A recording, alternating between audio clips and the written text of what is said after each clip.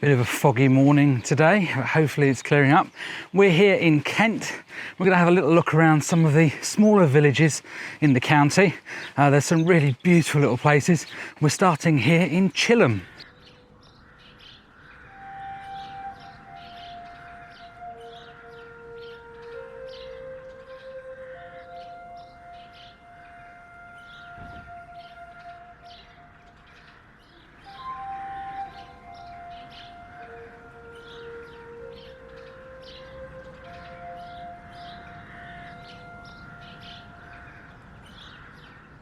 Chilham is located deep in the heart of Kent, about 7 miles west of Canterbury, recognisable as the fictional village of Chillingbourne in the 1944 film A Canterbury Tale based on Geoffrey Chaucer's book.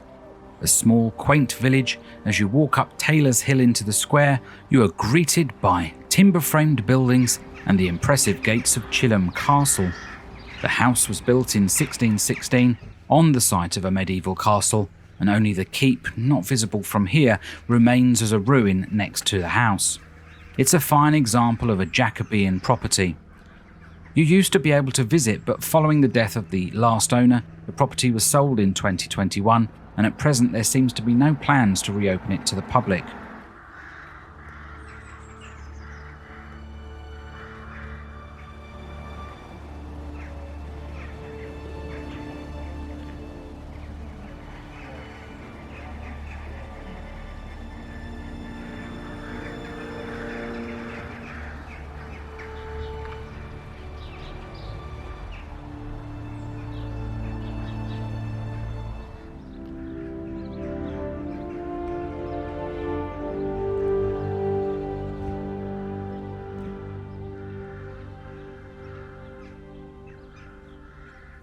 A little tea room will open here later, around the gorgeous timber-frame buildings that enclose the square.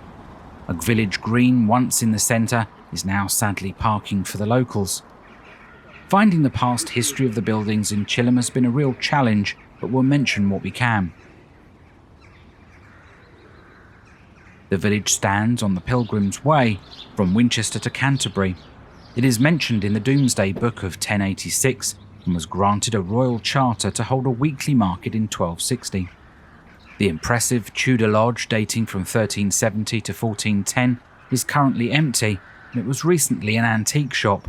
The original doors and timber frames are quite wonderful.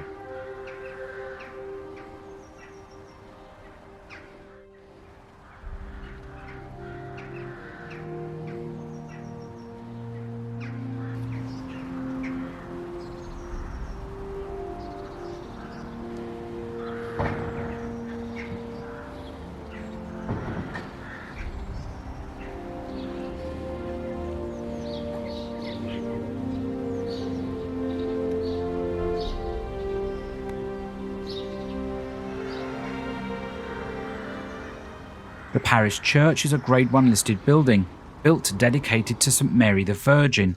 The Normans built it in the 12th century, although it's been renovated and modified a number of times. The tower dates to 1534. The spire was removed in 1784 when it became unsafe. During the Reformation and destruction of St Augustine's Abbey in Canterbury in 1538, it is said the shrine containing the body of the saint was brought to the church at Chilham, remaining here until 1541. A mystery surrounds what happened next, and it disappears from records and is lost. Other accounts say it was destroyed in Canterbury. Since 2012, a new shrine can be visited in Ramsgate, near where St Augustine landed, on the coast of England in 597 AD. It is said to contain a fragment of bone from the saint.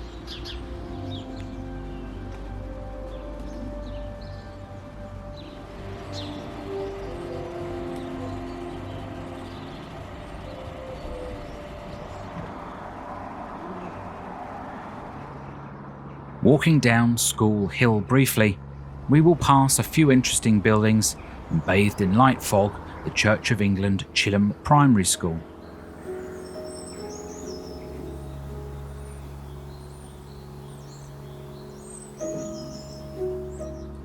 On the opposite side of the square is the White Horse Pub, a 16th century inn still serving pub grub, ales and beer.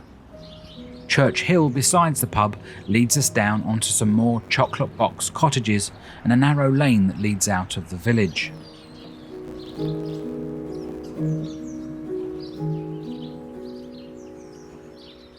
Across the square we can walk down the High Street, known as the Street.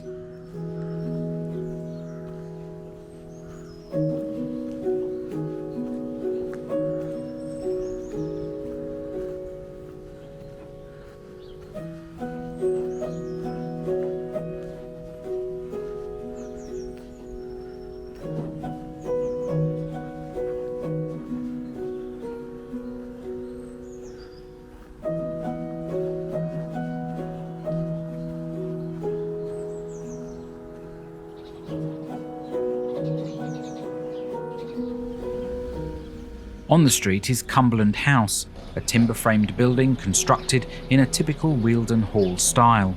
It is believed to have been built in 1450 and extended 150 years later to incorporate an internal first floor and decorated plaster ceiling. The house is named after Robert Cumberland. He was the vicar of Chilham for 49 years from 1663. His son, the village doctor, for 60 years, lived here until his death in 1762.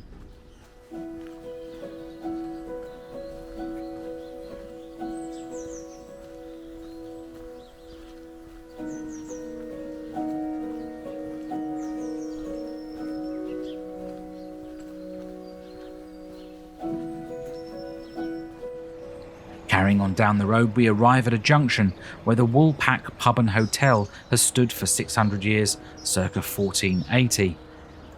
Oak beams and inglenook fireplaces welcome guests into this ancient coaching house. It's a shame it was so early and we couldn't go inside.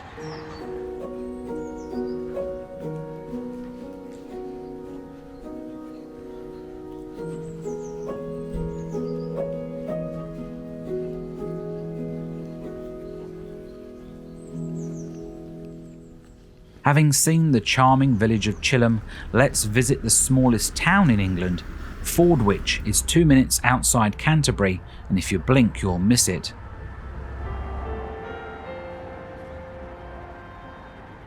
The River Stour cuts through its centre. It was once the main port for its much larger neighbour.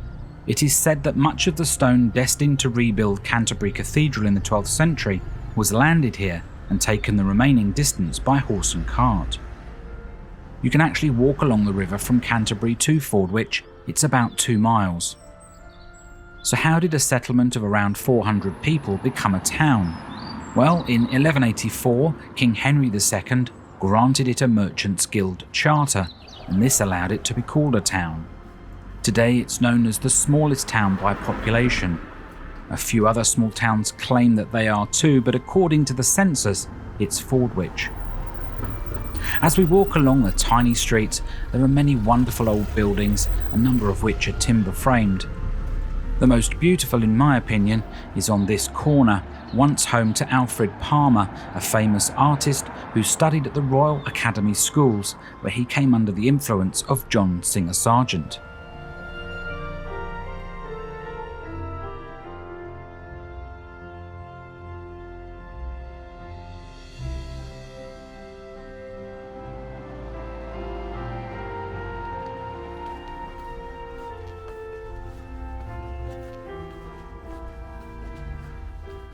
In the distance is St Mary's the Virgin Church. It is no longer used for worship, but is looked after by the church's Conservation Trust.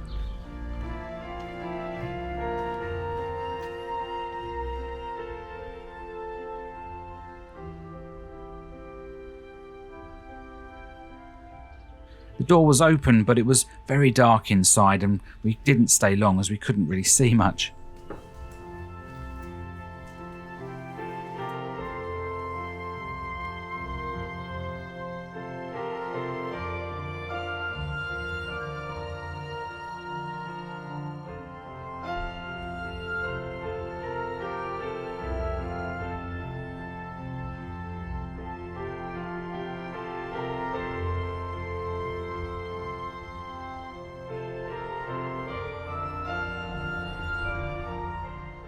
The town has two pubs, the Georgian Dragon that you saw at the beginning, and the Fordwich Arms, which sits right next to the Tudor Town Hall, dating from around 1544.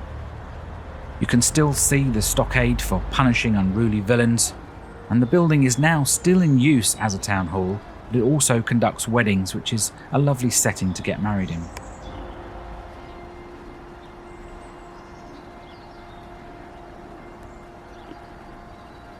Walking up the high street, we pass an old oast house, formerly used as a hop or barley drying kiln.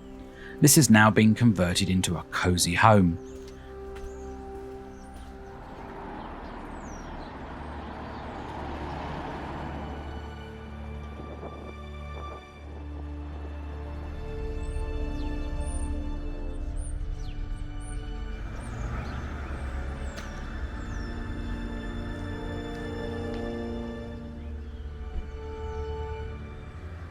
I assume by the label that this was once the local post office, also now a resident's house.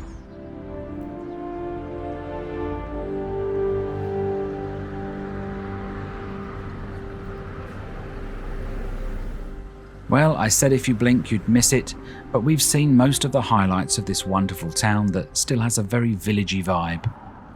Stay tuned as we have more videos coming soon. Now is a good time to click subscribe or give us a like if you enjoyed our little tour. Thanks for watching, and we'll see you all again soon, Memory Seekers.